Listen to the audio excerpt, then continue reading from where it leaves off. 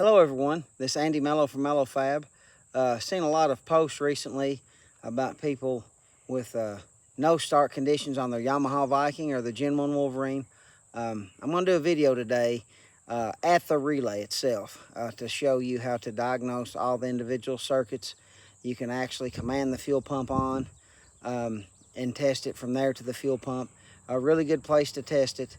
So we're going to go to the machine here, and I'll show you a really convenient way to a good test point on the machine to get a lot of information and majority of the time get your diagnostics done from this point.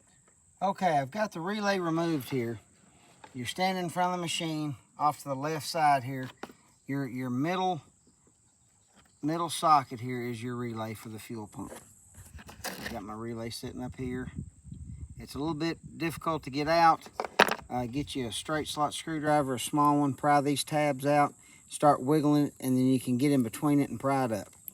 Okay, so what we're dealing with here is we're going to have at this top pin where my finger's at, we are going to have a constant power. This bottom left pin here over toward the fender well, we are going to have an ignition power. And this power here is actually going to be a ground when you turn the key on. It's what's going to energize this side of the relay, and it's going to send the power at the top up here to this center pin. The center pin goes directly to your fuel pump, which is grounded. So if you test this pin, and it should have a ground on it. If it does not have a ground, this center pin, then you either have an open circuit in the wiring from this relay socket to your fuel pump, or your fuel pump is an open circuit. Now, just because you have a ground here does not mean your fuel pump is good.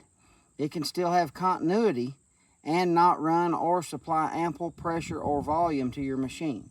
So I'm going to use a power probe to show you how to test these sockets. You can use a test light, and I'll show you a convenient way to do that. If you get your test light and hook your clamp on your test light to the negative on your battery, you can probe your test light here. It should be hot, and then you can probe your test light here with the key on, and it should light up. To do the exact opposite, to test your ground here, you can put the clamp on your test light on the positive on your battery and stick it in this terminal. When you turn the key on, it should light your test light up momentarily. It's not a real strong ground, it's just enough to close the relay. But we're going to go through that test procedure, and I'll show you how that works. Okay, here we go. I'm going to try to lay here and film this. The key is off. You can see I have battery voltage with the key off. This pin, now turn the ignition on, please. Okay. Now this gets hot. You'll have ignition power. You'll see this pin, my tester, turn the key off, turn it on. You see I have a ground now. My zeros mean ground, and the pump will only energize for a few seconds when you turn the key on. So that means the ECM is energizing the relay. You see the ground, you can turn the key off now. This is the ground that I was talking about. This is going to the fuel pump.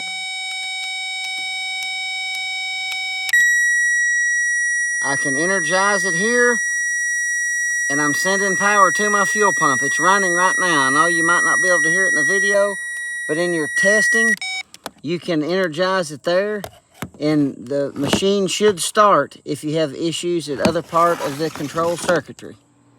Okay, here's your fuse for the fuel pump relay. Number 4, you see in this pictogram here, it's on the starter solenoid right in front of the battery.